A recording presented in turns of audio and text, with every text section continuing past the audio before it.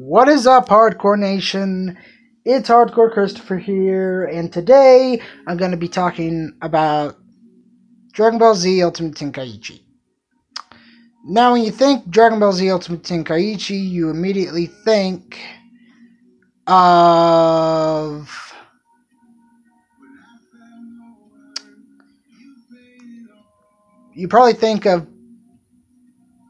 Budokai Ultimate Tenkaichi, or Ultimate Tenkaichi Budokai, whatever. But it's the last installment in the Budokai series. Now, who developed this game? Spike. Don't know who Spike is. I'm gonna research him and everything and see, but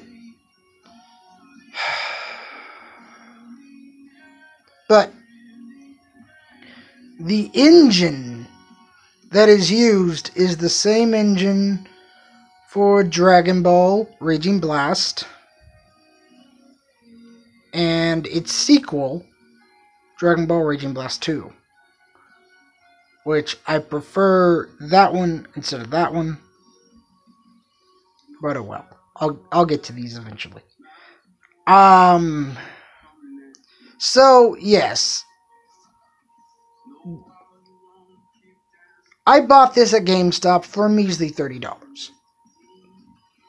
A measly $30, and I spent the same thing for Raging Blast 2. So $30 isn't a bad price for a game. So is Dragon Ball Z Ultimate Tenkaichi any good?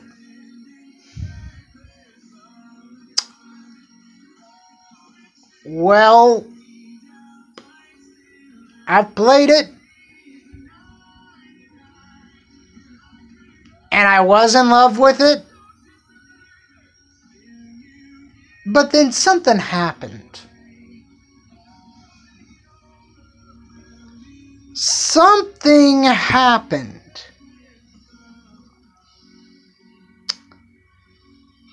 I just left it away to play other games and came back to it. And it felt really weird to get into it. By the way, this game was released in the US on October 25th of 2011. And I was wrong about Burst Limit. Burst Limit came out in 2008, not 2010. So my mistake. But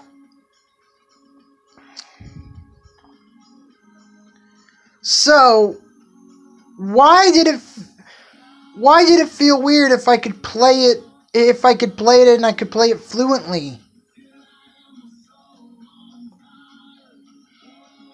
Well, the main thing is the controls for the fight's good. But how the key is implemented, it sucks. The key system doesn't work. Why doesn't it work? Well, let me explain this. Say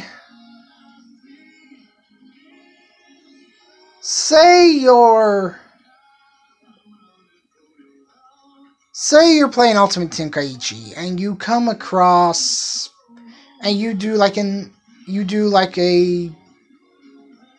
versus mode. And you pick Goku and say you pick Majin Buu, which I do have to give credit to the game. The game has a big roster. That's always good. It even includes Omega Shenron, and I'll get to that in a little bit. But let's say that your Majin Buu and your opponent and the computer's Goku, and Goku does the famous Kamehameha. Well, if you have your ki built up enough, you can either guard, which is pressing the B button. You can dodge it by pressing the X button, or you can counter with one of your own, pressing the Y button. Oh, so you may be wondering, okay, that's not that bad. So what's wrong? Well, if you don't have your ki built up at all, which by the way, that's one of the reasons why I like Burst Limit, is because your ki fills up on its own. It fills up automatically. In this, you have to manually charge up your ki, and your opponents will not give you a chance to breathe. But it can't be all bad. But that means if you don't build up your ki, you can't dodge, you can't counter, you can't guard. So they make it to seem like ki is very, very, very important, and which it is. But a lot of the times when you select something, it doesn't do diddly dick.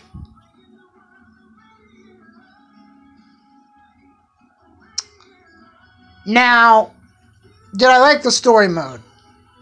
Yes, I thoroughly enjoyed the story mode. I thoroughly enjoyed the battles.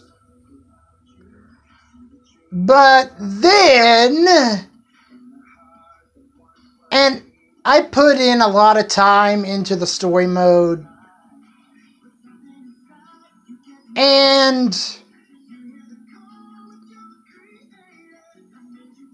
it was awesome. I mean, a free roam aspect in a Dragon Ball Z game, you can go wherever you want. It's not linear. That is cool. But it only works for the main story. Okay. I'll get to the other mode here in a second. But remember how I said there's Omega Shenron? Omega Shenron's in this game. And he's not even canon. So, the question is, why is Omega Shenron in this game? Well, I'm about to tell you. Not only does Dragon Ball Ultimate Tenkaichi take you through the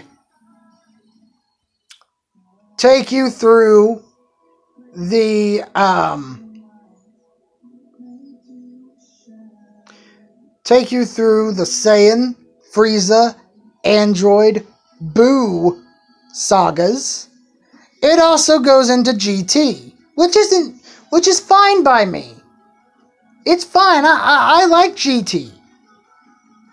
But boy oh boy, is Omega Shenron hard, and he's not hard in the main game. But I'm veering off subject. I'm tempted to just rant on this one particular game mode, but I'm going to save that rant. I am. So you go into Vegito and he's Super Saiyan 4. And your health is different. You don't have the health bars, you have numbers, which is cool.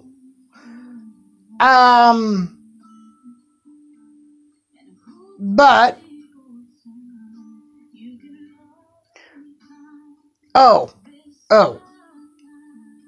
okay. Oh yeah. So you're Super Saiyan Vegito, and you have 5,000 health.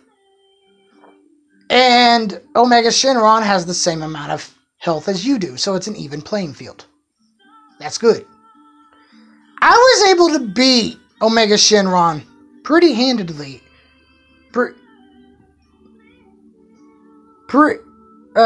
Pretty easily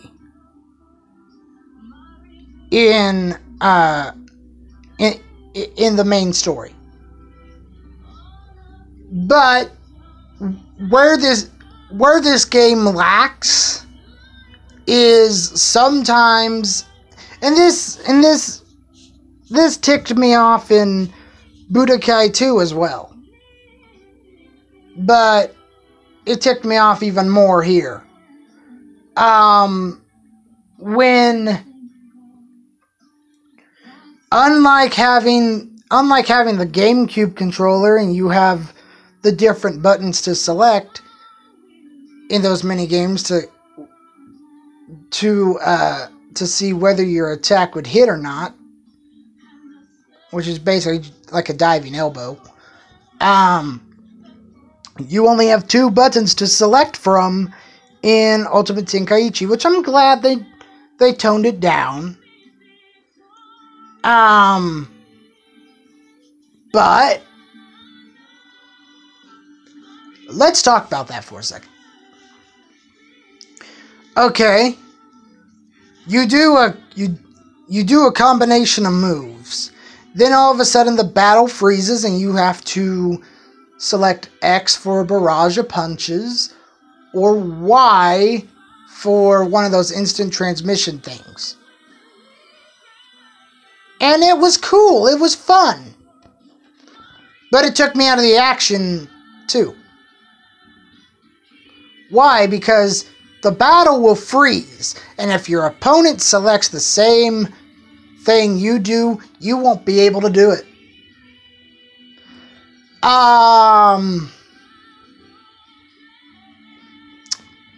Okay. So, remember how I said you can unlock Omega Shenron? Well, now I'm going to get to the meat and why this game completely blows. Okay. This is the first time in a Dragon Ball Z game that you can create your own character, which is cool. It's cool. You start out weak and you grow. Awesome. You interact with like a Cell Jr., a Cyberman, Piccolo, who basically just beats you until you turn Super Saiyan. You face a Azaru.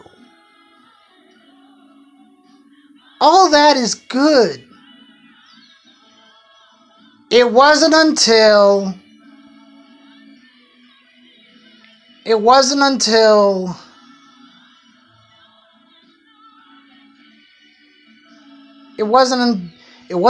the final boss battle that I got frustrated.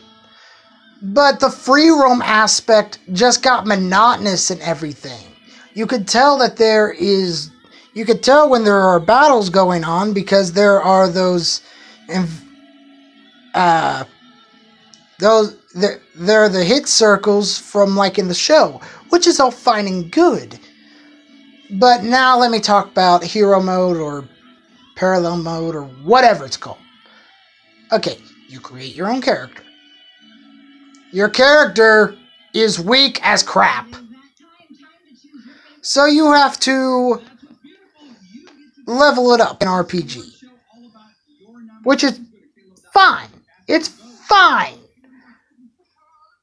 But.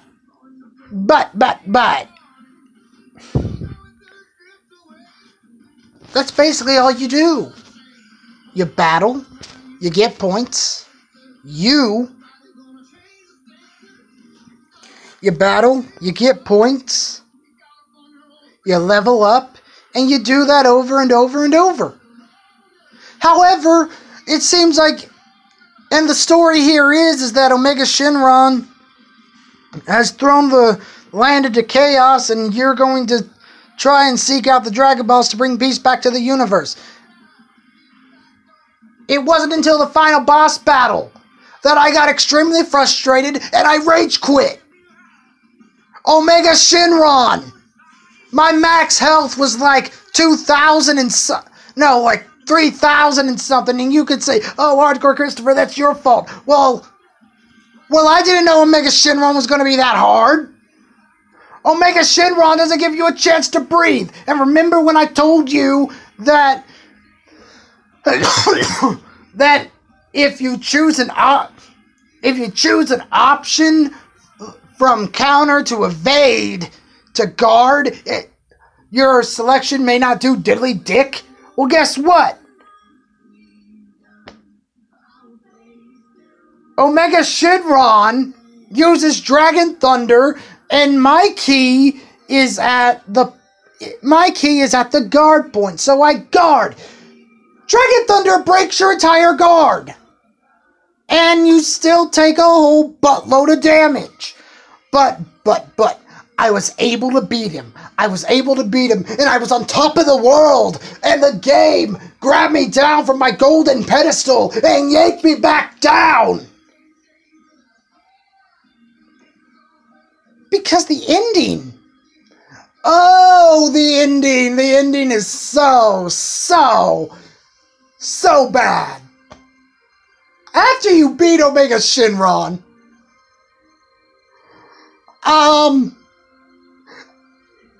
you think you can save the world. But the game goes, are those the Dragon Balls? Too bad you're gonna have to search for them all again. It's like, oh, you beat Omega Shinron. Well, that's good and all, but fuck you.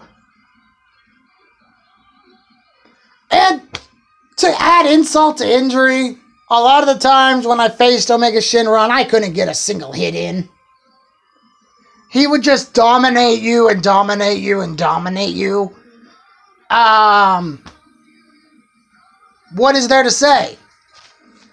I beat Omega Shinron.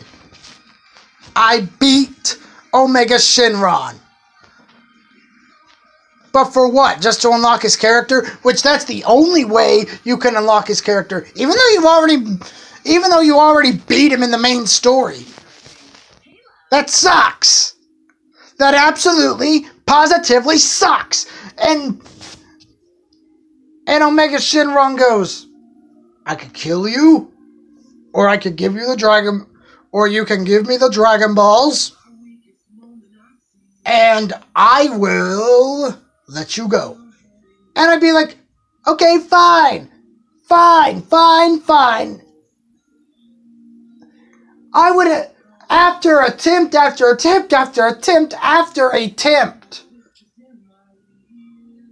I finally just go, I'll give you the Dragon Balls.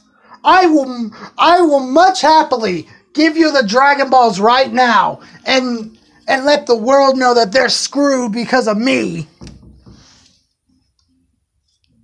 rather than face you again.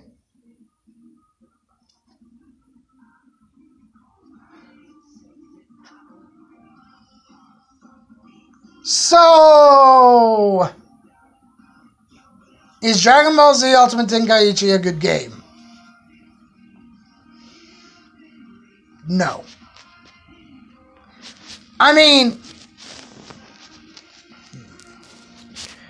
there's only one game. There's only one game in history that I've rage quitted on and never went back to.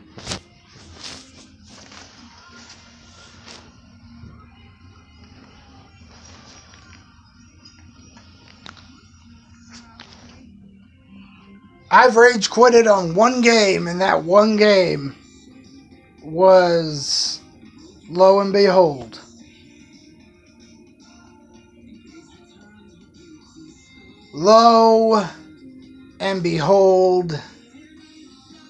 it was Mortal Kombat 9, the reboot. I gave up on Shao Kahn because I couldn't beat Shao Kahn.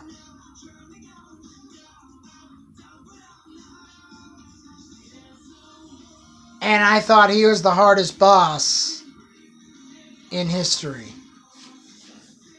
No. Omega Shinron, even though I beat him, it's not...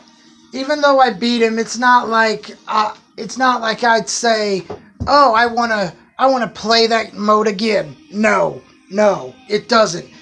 It doesn't. And I haven't played Ultimate Tenkaichi to unlock all the characters, mainly because I don't want to play hero mode or whatever it's called again, because I know I'll rage quit. As simple as that. So, where do I rate this? I rate it in the middle. It's a 5. It's not the baddest game I've played. But then again, it's not a great game either. So, yeah. I'm Hardcore Christopher. Keep it hardcore, everyone.